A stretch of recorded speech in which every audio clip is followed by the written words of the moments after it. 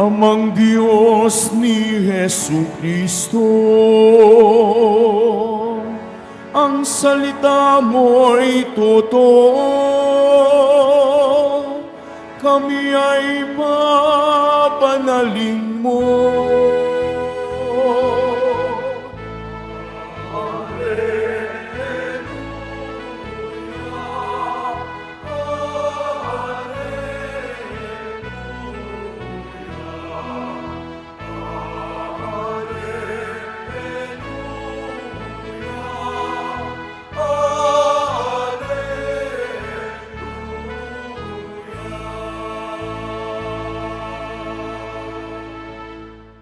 Sumainyo ang Panginoon.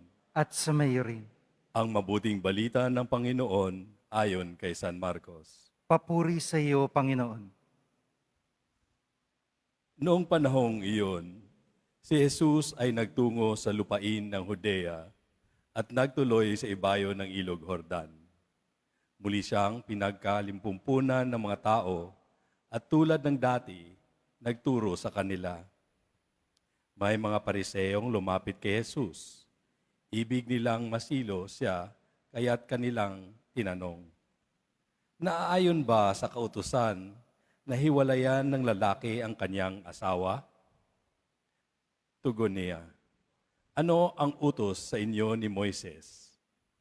Sumagot naman sila, "Ipinahintulot ni Moises na hiwalayan ng lalaki ang kanyang asawa matapos bigyan ng kasulatan sa paghihiwalay." Ngunit sinabi ni Jesus, "Dahil sa katigasan ng inyong ulo, kaya niya inilagda ang utos na ito.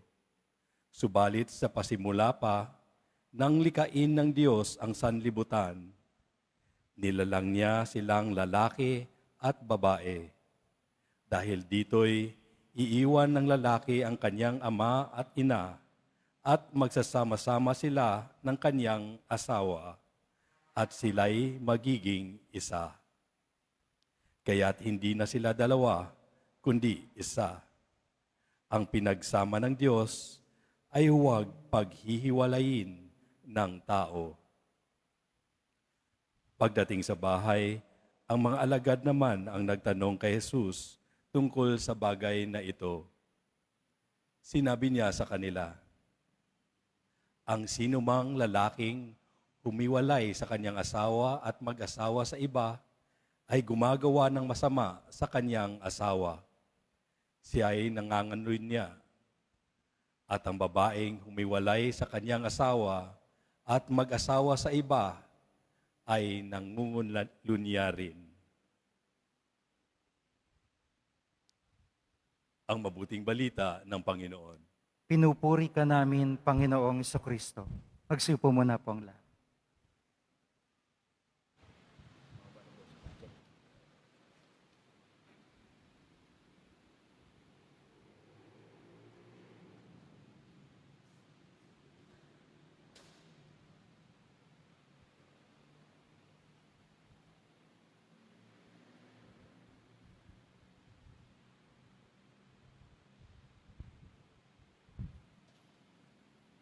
Magandang umaga po sa inyong lahat at maligayang pagdating sa tahanan ng ating mahal na pong Jesus Nazareno.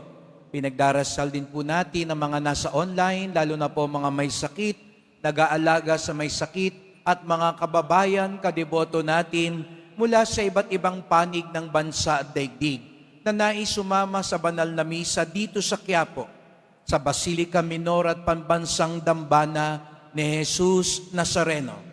Araw ng Biyernes, araw ng debosyon, araw ng mga deboto, at higit sa lahat, araw ng ating pinakamamahal. Kaya't bigyan natin ng papuri, parangal at pasasalamat ng ating minamahal na Nuestro Padre Jesus Nazareno. At sa misang ito, patuloy niyo po kong pasalamatan sa ating Panginoon sa kanyang nag-uumapaw na grasya na ipinagkaloob sa akin. Tayong mga suki ng alas 5, marahil ay ba sa inyo nagtataka, ano bang nasa ulo ni Father? Masakit ba ulo niya at may nakatakip? No? Pero tayo po ay nagpapasalamat sa Panginoon sa kanyang nag-uumapaw na grasya na bagamat hindi po karapat-dapat, maraming kahinaan at kakulangan, maraming kalabisan, ako po ay kanyang pinagkatiwalaan at kinaawaan. At nung Martes nga po ay aking natanggap ang biyaya sa banal na orden ng pagkaobispo. At ngayong araw na ito, narito na po si Father Mon at si Father Norman na mga taga-diocese ng Balanga sa Bataan. Sinusundo na po nila ako, kaya ang misa pong ito ay aking misa, pasasalamat, misa, pamamaalam, at pagtatagubilin sa mahal na pong Jesus Nazareno at pagdasal niyo po na maging ligtas, maayos, at nag-uumapaw ng biyaya ang aking pagalakbay sa aking bagong kawan sa Diocese ng Balanga sa Bataan. Kaya't sa misang ito, samahan niyo po ako sa pagtatagubilin at pagpapasalamat sa ating mahal na pong Jesus Nazareno. At salamat po sa inyong lahat na naging kalakbay ko sa nakalipas sa 2 kalahating taon dito sa tahanan ng Poong Nazareno. Kaya sabihin nyo nga sa katabi nyo, pagpapalain ka ng Diyos. Kaya palakpakan uli natin ang Panginoon. At sabi ko nga po nung Martes, doon sa Manila Cathedral, pagpunta ko sa Balanga, dadalhin ko ang mahal na pong Jesus Nazareno. Hindi po ang imahe, dahil baka habulin nyo ako sa Bataan, baka mag-people power kayo sa Bataan. Dadalhin ko ang puso ng Nazareno. Hindi ako magiging pusa ng Nazareno. Alam nyo na ho yun.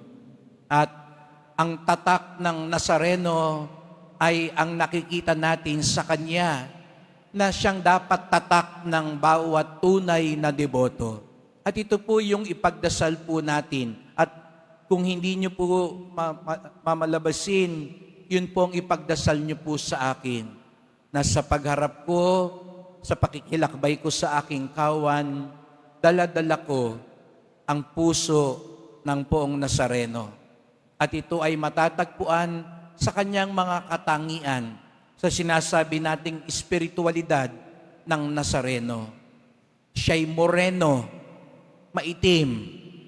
Kaya nga napakalapit niya sa puso ng bawat Pilipino sapagkat sa kanyang kulay pa lang, ipinahayag niya ang pakikiisa ng Diyos. Hindi siya iba sa atin. At yun po ang ipagdasal niyo po sa akin, na sa pagiging pastol, sa pagiging ama at pagiging obispo, aking laging ipadama ang aking pakikiisa sa aking kawan. Sapagat ganun ang ginawa ng ating Poong Nazareno, pakikiisa. At higit sa lahat, pakikiisa sa kanilang mga pagsubok, paghihirap, at pagdurusa. Kaya nga't pasan niya ang krus. Moreno siya at pasan niya ang krus. Sapagat higit sa lahat, doon ipinamamalas ng Poong Nazareno ang kanyang pakikiisa sa atin, pagmamahal sa atin, pagmamalasakit sa atin. Pasan niya ang krus. Kaya nga't narito tayo, narito kayo mga deboto, lalo na tuwing Biyernes.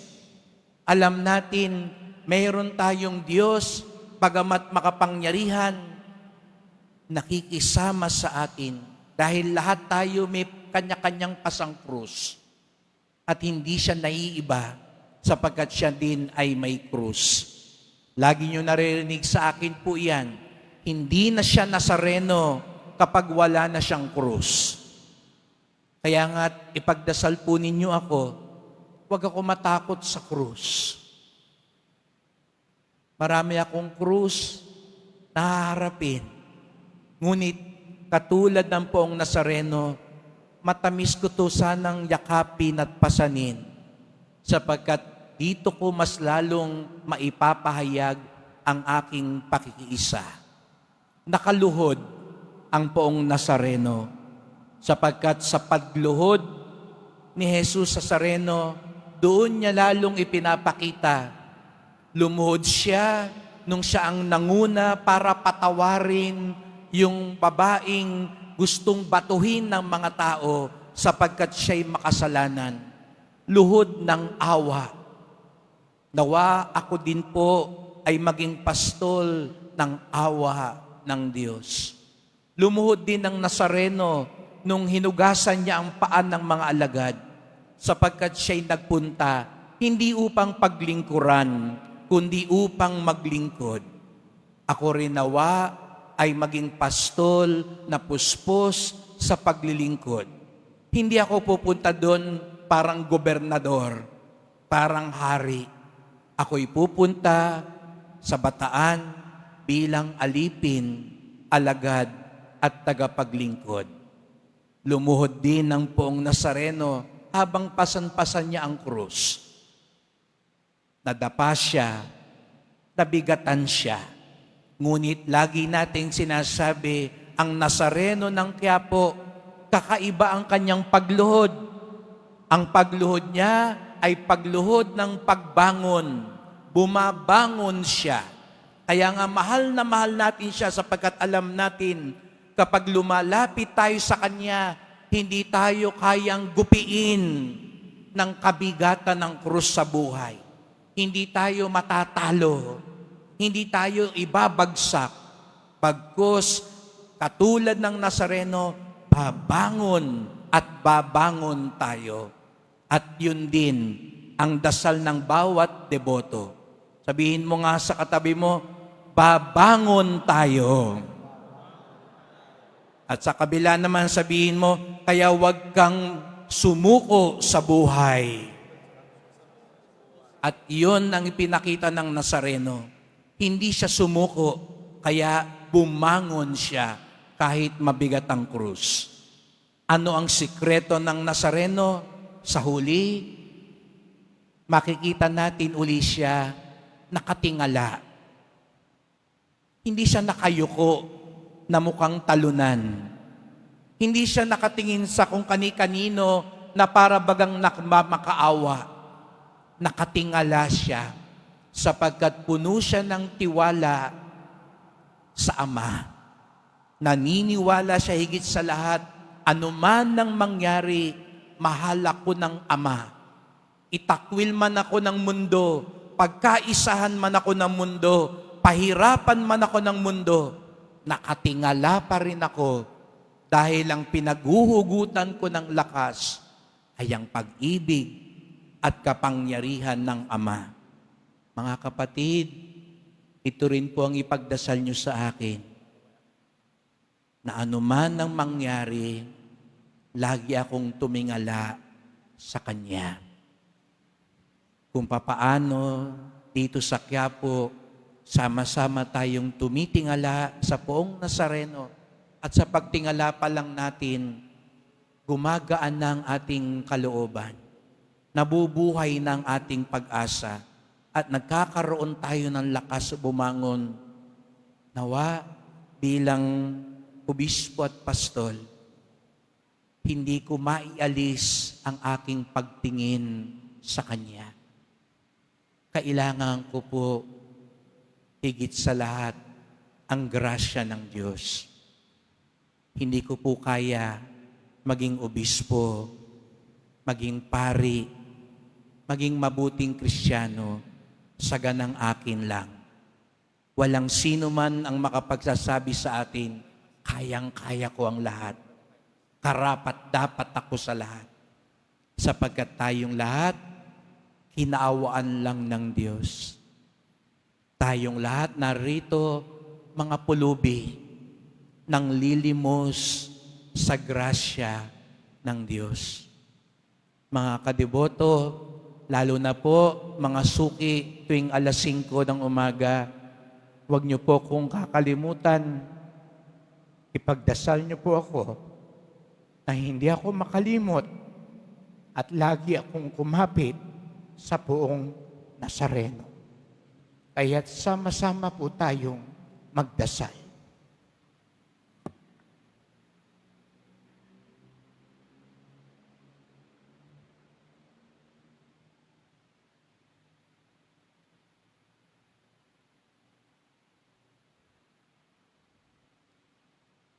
Mahal na pong Nazareno, inaawaan niyo kami, tinawag niyo kami, minahal niyo kami. Kaya naman, hindi kami mauubusan ng pag-asa. Hindi kami mauubusan ng lakas. Hindi kami mauubusan ng pagtitiwala. Sapagkat alam namin, hindi niyo kami bibiguin. Hindi niyo kami pababayaan. Sapagkat kayo ang muka ng grasya at awa ng Diyos. Mahal na pong Jesus Nazareno, kaawaan niyo po ako. Basbasan niyo po ako. Samahan niyo po ako. At narito po ang aking mga kadiboto.